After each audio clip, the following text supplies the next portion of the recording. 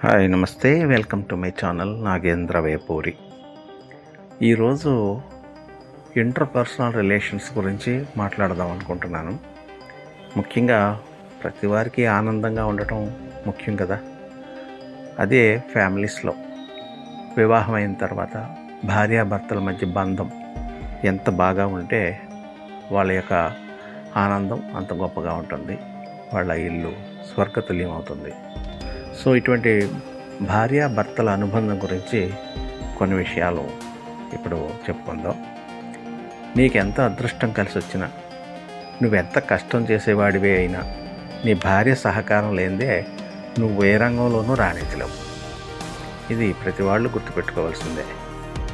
మాకు కూడా నేను స్థాపించిన సంస్థ హైదరాబాద్ స్కూల్ ఆఫ్ బ్యాంకింగ్లో ఎంతో గొప్పగా సక్సెస్ అయిన ఆ సంస్థకి సగం నా భార్య నిర్వహించిన బాధ్యతలే కారణం. అది రాణించడానికి అది ఆ కష్టం అనేది మనం గుర్తించి వారిని తగు రీతిలో చూసుకోవాల్సిన అవసరం ఎంతైనా ఉంది.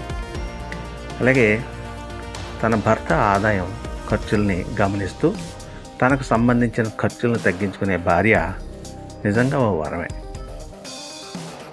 తన భర్త ఆదాయం ఖర్చులు గమనించాలి, అప్పుడు తన ఖర్చులు తగ్గించుకునే భార్య. ఎందుకంటే కొంతమంది భార్యలకి ఈ విషయం మీద తగిన ధ్యాస లేకుండా ఇష్టం వచ్చినట్లు దుబారాగా ఖర్చు చేయిస్తే అల్టిమేట్గా ఆ కుటుంబం యొక్క ఆర్థిక వ్యవస్థ దెబ్బతింటుంది. కాబట్టి అర్థం చేసుకునే భార్య దొరికితే అడుక్కునేవాడు కూడా హాయిగా జీవిస్తాడు. అహంకారైన భార్య దొరికితే అంబానీ లాంటి వాడైనా కూడా సన్యాసం స్వీకరించాల్సిందే. ప్రతి భర్త తన భార్యని మరో తల్లి రూపంగా భావిస్తే ప్రతి భార్య తన భర్తని మొదటి బిడ్డగా పరిగణిస్తుందట. ఇదే మధురమైన బంధం, ఎప్పటికీ కూడా. భార్యకి సేవ చేయడం అంటే బానిసగా బతుకుతున్నామని కాదు అర్థం, బంధాన్ని గౌరవిస్తున్నామని. ఆ విషయం అర్థం చేసుకుంటే ఎంతో మంచిది. ఎందుకంటే భార్య యొక్క సేవలు చాలామంది గుర్తించరు. వారివి వెలకట్టలేని సేవలు. భర్త బయటికి వెళ్ళి ఉద్యోగం చేస్తూ ఎంతో కష్టపడుతున్నాను అనే బిల్డప్ ఇస్తాడు, కానీ అంతకంటే ఎక్కువ కష్టపడేది భార్య ఇంట్లో ఉండి. అది ఎవరు గుర్తించరు అన్ఫార్చునేట్లీ. సో అది గుర్తిస్తే చాలా మంచిది అవుతుంది. సంసారం అంటే కలిసి ఉండటమే కాదు, కష్టాలే వచ్చినా కన్నీరే ఏర్లై పారినా ఒకరిని ఒకరు అర్థం చేసుకుని కడ వరకు తోడు వేడకుండా ఉండటమే. అదే సంసారం అంటే. ఒక మంచి భర్త భార్య కన్నీరు తుడుస్తాడేమో, కానీ అర్థం చేసుకునే భర్త ఆ కన్నీటికి కారణాలు తెలుసుకుని మళ్ళీ తన భార్య కాళ్ళల్లో కన్నీరు రాకుండా చూసుకుంటాడు. ఇది కదా భర్త యొక్క బాధ్యత అంటే. కేవలం కన్నీరు తుడవటంతో సరిపోదు. ఆ కన్నీరు రావడానికి కారణం ఏంటో తెలుసుకుని అటువంటిది మరొకసారి పునరావృతం కాకుండా ఉంటే, ఆ విధంగా చూసుకుంటే అది భర్త యొక్క అసలైన లక్షణం. అలాగే భార్యాభర్తల సంబంధం శాశ్వతమైంది. కొంతమంది మధ్యలో వస్తారు, మధ్యలోనే పోతారు. ఎందుకంటే ఒక వ్యక్తి జీవితంలో కొంతకాలం వరకే తల్లిదండ్రులు ఉంటారు. ఆ భార్య ఎప్పుడైతే జీవితంలో ప్రవేశించిందో జీవితకాలం ఆ భార్య భర్త కలిసి ఉంటారు. పిల్లలు కూడా వస్తారు తర్వాత కాలంలో, కానీ వాళ్ళు కొంతకాలమే వీళ్ళతో ఉంటారు. మళ్ళీ రెక్కలు వచ్చాక వారి దారి వారు చూసుకుని వెళ్ళిపోతారు ఎక్కడికో. కాబట్టి ఈ భార్యాభర్తలది 100 ఏళ్ల బంధం అని చెప్పుకోవచ్చు. కాబట్టి అక్కడ అపార్థాలకు తావు లేకుండా ఉంటేనే ఆనందంగా జీవించడం సాధ్యమవుతుంది. భార్యకి భర్త శాశ్వతం, భర్తకి భార్య శాశ్వతం. ఇంటి వ్యవహారాలు చక్కగా నిర్వహించగలిగే ప్రతి గృహిణి గొప్ప విద్యావంతురాలి క్రిందే లెక్క. విద్య అంటే డిగ్రీలు కాదు కదా. సో ఒక కుటుంబంలో ఉండే అనేక వ్యవహారాలు ఉంటాయి. అందులో ఆర్థిక వ్యవహారాలు ఉంటాయి, అలాగే కిచెన్ రిలేటెడ్ అంటే ఫుడ్, వాటికి సంబంధించినవి, అలాగే చుట్టాలతో బంధువులతో సంబంధ బాంధవ్యాలు సరిదిద్దగలిగి చక్కగా నెరవేర్చగలిగే వాళ్ళు ఉండాలి. ఎందుకంటే ప్రతి ఇంట్లోనూ కూడా ఆడవారిని బట్టే ఆ కుటుంబానికి ఇతర బంధాలు అన్నీ కూడా బాగుంటాయి. అందుకని ఆడవారు ఆ విషయాలన్నీ కూడా చాలా జాగ్రత్తగా చూసుకుంటారు. వాళ్ళను ఆ విషయంలో మనం మెచ్చుకోవాల్సిందే. ఎందుకంటే మగవాళ్ళకు ఉండే అహంకారం వల్ల ఒక్కొక్కసారి కుటుంబాల మధ్య గ్యాప్ వస్తుంటుంది. కానీ అటువంటి గ్యాప్ను కూడా చక్కబెట్టేది స్త్రీయే. అలాగే అమ్మ లేకుంటే మనకి జన్మ లేదు, కానీ భార్య లేకుంటే ఆ జన్మకు అర్థమే లేదు. నెక్స్ట్, మోజు తీరగానే మూలనేసేది కాదు మూడుమల బంధం అంటే. ముసలితనంలో కూడా మనసెరిగి ఉండేదే మాంగళ్య బంధం. బంధాలు శాశ్వతంగా తెగిపోకుండా ఉండాలంటే ఎదుటివారు తప్పు చేస్తే క్షమించాలి, మనం తప్పు చేస్తే క్షమించమని అడగాలి. ఇది బంధం బలంగా ఉండటానికి అసలైన కారణం.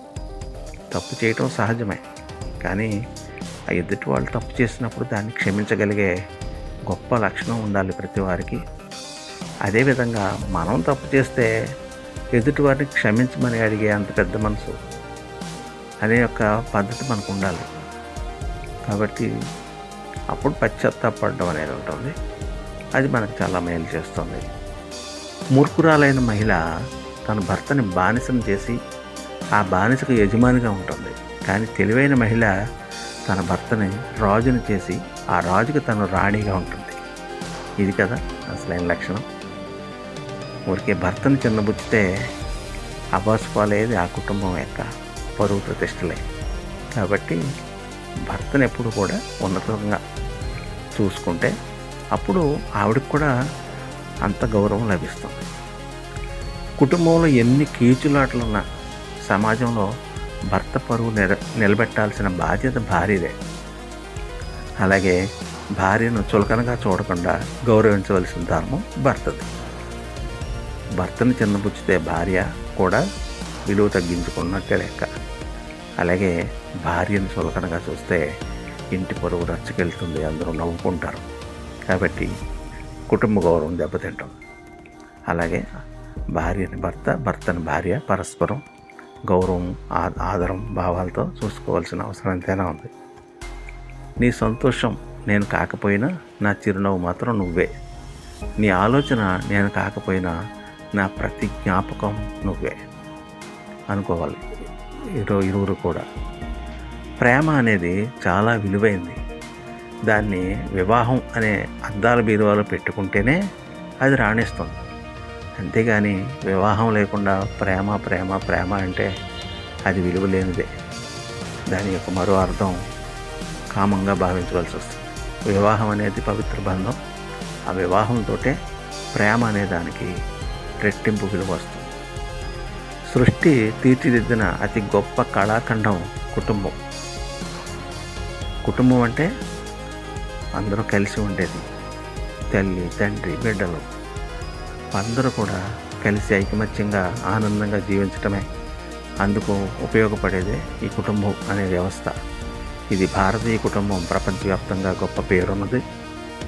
అందుకని కుటుంబాన్ని ఎప్పుడు కూడా మనం ఉన్నతంగా మలుచుకోవాల్సిన అవసరం ఎంతైనా ఉంది. గొడవ పడకుండా ఉండే బంధం కంటే ఎంత గొడవ పడినా విడిపోకుండా ఉండే బంధం దొరకటం గొప్ప వరం. అంతే కదా. గొడవ పడకుండా ఊరికే బాధలన్నీ భరిస్తూ ఉండటం కూడా వాంఛనీయం కాదు. గొడవ పడవచ్చు, అయినప్పటికీ కూడా మళ్ళీ అపార్థాలని పక్కన పెట్టి ఒకరు కాంప్రమైజ్ అయిపోయి తిరిగి కలిసి ఉండటమే ఆ బంధం యొక్క గొప్పతనాన్ని సూచిస్తుంది. పెళ్ళి అనేది అందమైన పూలవనం లాంటిది. ఆ వనంలో మనం నాటే చెట్లు అందమైన పువ్వులను ఇస్తాయి. ఆ పువ్వులే అద్భుతమైన ఫలాలుగా మారతాయి, రుచికరమైన ఫలాలుగా. కాబట్టి పెళ్ళి అనేది చాలా ముఖ్యమైనది. వివాహ వార్షికోత్సవం అంటే ప్రేమ, విశ్వాసం, భాగస్వామ్యం, సహనం వీటి యొక్క సంగమాన్ని పండుగ చేసుకోవడమే. అంటే ఒక వివాహం వార్షికోత్సవం అంటే జస్ట్ లైక్ దట్ 365 రోజులు గడిచినాయి కాబట్టి ఒకసారి వార్షికోత్సవం చేసుకోవడం అని కాదు. ఆ కాలం అంతా ఎంత సంతోషంగా, ఎంత ఆనందంగా గడుపుతున్నారనే దాన్ని బట్టి ఆ ఉత్సవం అనేది ఉంటుంది. అది అసలైన వివాహ వార్షికోత్సవం అంటే. మాలు మగల మధ్య అపార్థాలకు తావు లేకుండా పరస్పరం అంగీకారంతో ఒకరికొకరు సహకరించుకుంటూ, గౌరవించుకుంటూ ఆనందంగా జీవించేదే ఆ వివాహం యొక్క లక్ష్యం. అది సక్సెస్ అయినప్పుడు ప్రతి సంవత్సరం కూడా వివాహ వార్షికోత్సవం అద్భుతంగా చేసుకోవచ్చు. అంతేగాని అపార్థాలు పెట్టుకుని గొడవలు పెట్టుకుని కేవలం ఆ డేట్ వచ్చినప్పటికి మాత్రం ఏదో ఒక కేక్ కట్ చేసుకున్నంతలో అదేం ఉత్సవం కాదు. నేలకు జారిన తారకలై ముత్యాల తలంబ్రాలు, ఇద్దరి తలపును ముద్దగా తడిపిన తుంటరి జలకాలు. ఇది కవితాత్మకంగా ఉంది కదా. అలాగే సప్తపది 7 అడుగులు. అందులో మొదటి అడుగు అన్నవృద్ధికి, రెండవ అడుగు బలవృద్ధికి, మూడవ అడుగు ధనవృద్ధికి, 4వ అడుగు సుఖవృద్ధికి, 5వ అడుగు ప్రజాపాలనకి, 6వ అడుగు దాంపత్య జీవనానికి, 7వ అడుగు సంతాన సమృద్ధికి అన్నారు. ఇది సప్తపది అనే దానికి మన వాళ్ళు ఇచ్చిన నిర్వచనం. కోరుకున్న ఇంతి నేడు నీ సతి, నేడు పట్టుకున్న ఆమె చేయి విడవకు ఎప్పటికీ. అలాగే వివాహాన్ని సుఖమయం చేసుకోవడానికి మీరెంత పొందికగా ఉన్నారనేది కాదు, పొందిక లేని విషయాలని మీరు ఎలా సర్దుకుంటున్నారనేది ముఖ్యం. కలిమిలేములతో కలిసిన మనసులతో కలివిడిగా మసులుకో, కలకాలం సుఖ సంతోషాలు పంచుకో. బంధం అన్నది అందమైన పుస్తకం లాంటిది. పొరపాటు అనేది అందులో ఒక పేజీ మాత్రమే. ఆ ఒక్క పొరపాటు జరిగితే సవరించాలి కానీ మొత్తం పుస్తకాన్ని చించివేయకూడదు కదా. అలాగే మగవాడుంటే గాలిపటం. అందని ఎత్తులకి ఎదగటం తెలుసు, కానీ తనను తాను నియంత్రించుకోవడం తెలియదు. ఆడది దారం లాంటిది, అదే ఆ గాలిపటానికి ఆధారం అవుతుంది. ఆమె వెన్నంటి ప్రోత్సహించడం తెలుసు, కానీ ప్రతిభను 10 మందికి ప్రదర్శించడం తెలియదు. కాబట్టి ఇద్దరూ కలిస్తే 2 రకాల ప్రయోజనాలు నెరవేరుతాయి. విడివిడిగా దేనికి విలువ లేదు, ఒకటైతే ఇద్దరికీ తిరుగులేదు అన్నారు. అందుకే భర్తకి భార్య బలం కావాలి, బలహీనత కాకూడదు.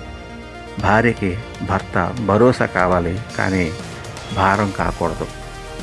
భార్యాభర్తల బంధం అన్యోన్యం కావాలి, కానీ అయోమయం కాకూడదు. మనసులోని ప్రేమని బాధని కళ్ళలో చూసి చెప్పకుండానే గుర్తించగలిగిన వ్యక్తి భాగస్వామిగా దొరికితే అంతకు మించిన అదృష్టం మరొకటి ఉండదు. అందాన్ని చూసి పెళ్లి చేసుకోవడం అంటే ఇంటికి వేసిన రంగులు చూసి ఇల్లు కొనుక్కోవడమే. కాబట్టి అసలైనది ఆ ఇంటికి ఫౌండేషన్ ఎలా ఉంది, ఇతరత్ర ప్రతి గోడలు ఎంత బలంగా ఉన్నాయి, అలాగే ఎంత ప్లాన్డ్గా కట్టారనేది చూసుకోవాలి, కానీ పైన వేసిన రంగులను బట్టి కాదు కదా. అలాగే అందం కూడా. అందం అనేది అశాశ్వతం.